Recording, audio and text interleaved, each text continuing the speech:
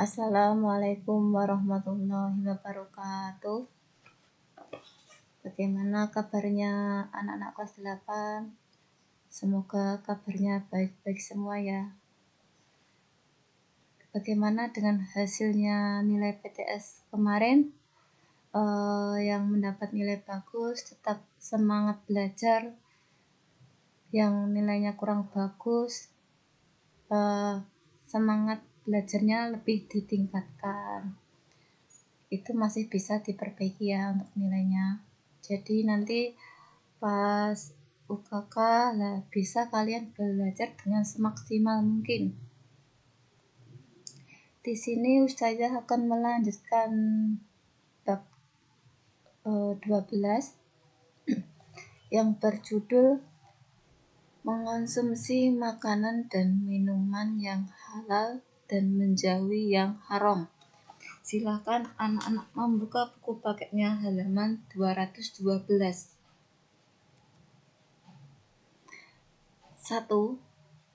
Makanan halal. Makanan halal adalah makanan yang boleh dimakan menurut ketentuan syariat Islam.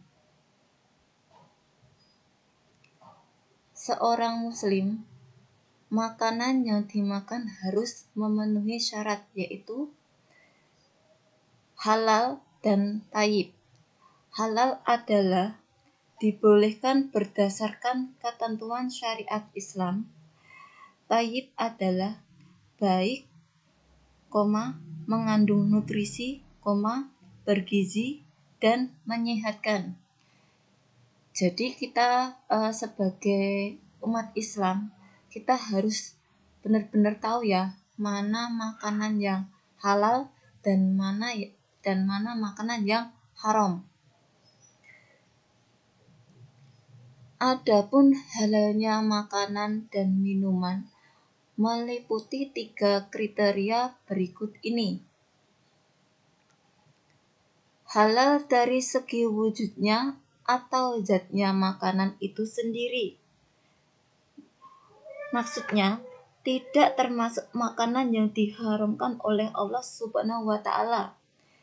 Jadi makanan yang halal itu ya makanan yang sudah diperbolehkan atau dinyatakan halal dari Allah.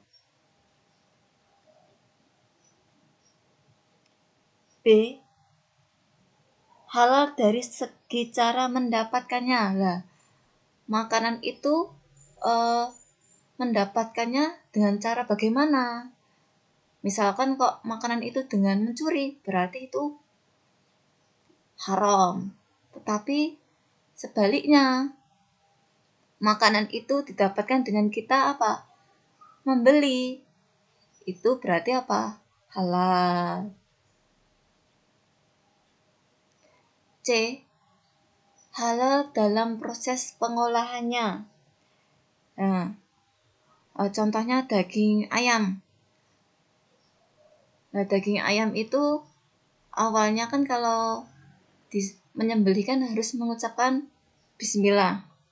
Tapi kok kalau tidak mengucapkan bismillah, berarti apa? Haram ya. 2. Makanan haram. Dalam Quran surat Al-Maidah ayat 3, makanan yang dinyatakan haram adalah 1. Bangkai, 2. Darah, 3. Daging babi, 4. Daging hewan yang disembelih atas nama selain Allah Subhanahu wa Ta'ala. Jadi kalau menyembelih hewan tidak menyebut namanya Allah, berarti apa? Haram ya.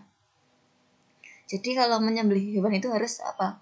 Menyebut asmanya Allah. 5. Hewan yang mati karena tercekik, dipukul, terjatuh, ditanduk hewan lain, diterkam binatang buas dan lain-lain. Jadi hewan yang tercekik itu misalkan anak kecil memegang ayam. Dan mungkin memegang ayamnya itu apa? Sangat keras, jadi apa? Ayamnya meninggal. Lah, itu kalau kita sembelih, lah posisinya itu ayamnya sudah meninggal, sudah mati, itu apa? Itu haram ya. 6. Hewan yang disembelih untuk berhala. Nah, apalagi hewan yang disembelih untuk berhala, itu hukumnya apa? Haram ya. B. Semua jenis makanan yang mendatangkan mudarat terhadap kesehatan badan, jiwa, akal, moral, dan akidah. C. Semua jenis makanan yang kotor dan menjijikkan. Nah, makanan yang kotor dan sangat menjijikkan, itu apa? Haram ya. D. Makanan yang didapatkan dengan cara batil, tidak halal. Nah, dengan cara batil ini bisa apa? Dengan mencuri. Lah, itu berarti apa? Haram ya makanannya. 3. Minuman halal. Minuman halal adalah minuman yang boleh diminum menurut ketentuan hukum syariat Islam. Nah, jadi minuman itu juga ada apa? Ketentuan hukum syariat Islam ya. Jenis-jenis minuman yang halal adalah A. Tidak memabukkan. Lah, tidak memabukkan itu seperti apa? Air putih. Nah, itu tidak memabukkan kan? Es teh. Lah, itu juga tidak memabukkan. Berarti apa? Halal. B. Tidak mendatangkan mudarat bagi manusia, baik dari segi kesehatan badan, akal, jiwa maupun akidah. C. Tidak najis. Jadi misalkan kita minum air putih, itu kan tidak najis ya, kecuali kalau ada air kencingnya. Nah, berarti apa? Najis. D. Didapatkan dengan cara yang halal. Nah, minuman itu tadi didapatkan dengan cara bagaimana? Dengan apa? Membeli. Lah, itu berarti halal. 4. Minuman haram. A. Minuman yang memabukkan. Homer. Lah, homer itu memabukkan ya. Berarti apa? Haram.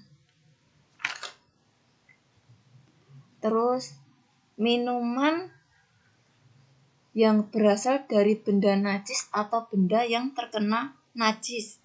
Contohnya, minuman yang berasal dari air kencing kucing. Nah, itu haram. Minuman yang berasal dari air kencing manusia. Nah, itu juga haram. C. Minuman yang didapatkan dengan cara batil, tidak halal, dengan mencuri. Lah, seperti itu apa? Berarti tidak halal. 5. Manfaat mengonsumsi makanan dan minuman yang halal.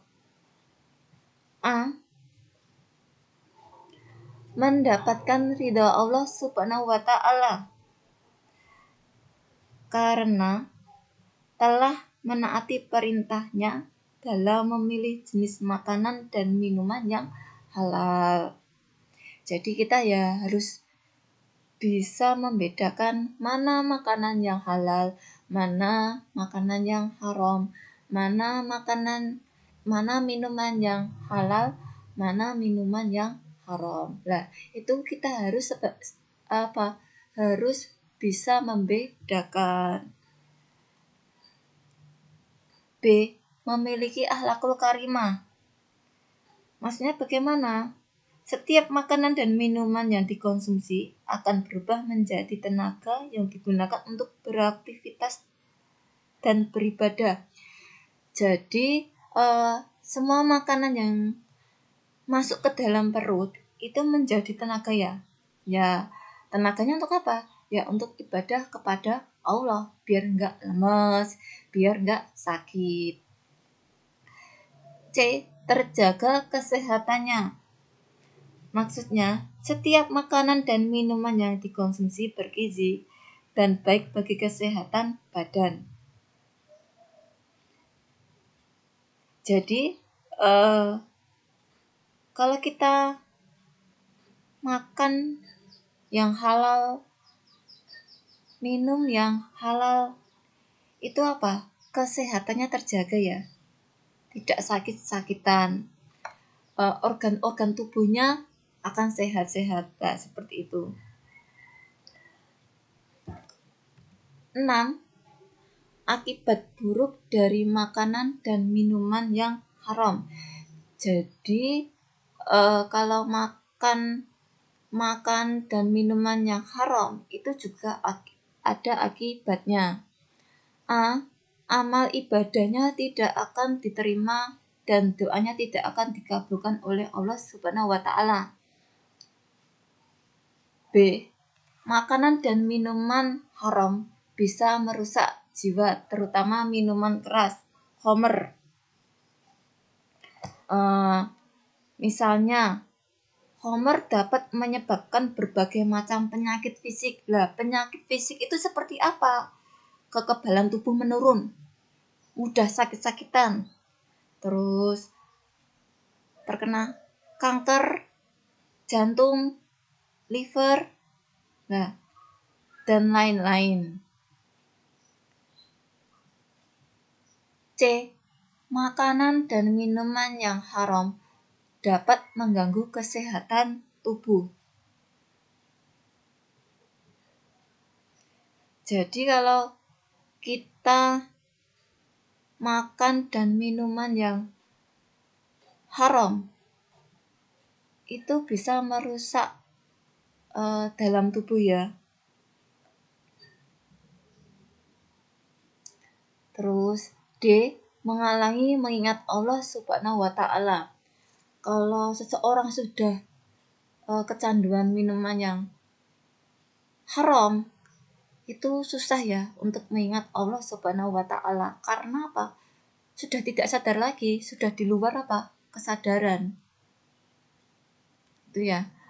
Maka dari itu pesan ustazah buat anak-anak harus tetap apa? Memilih makanan yang halal dan minuman yang halal. Kita jangan sampai terpengaruh sama orang-orang lain di sana. Cukup sekian materi dari ustazah. Apabila banyak salah katanya, ustazah minta maaf yang sebesar-besarnya. Wassalamualaikum warahmatullahi wabarakatuh.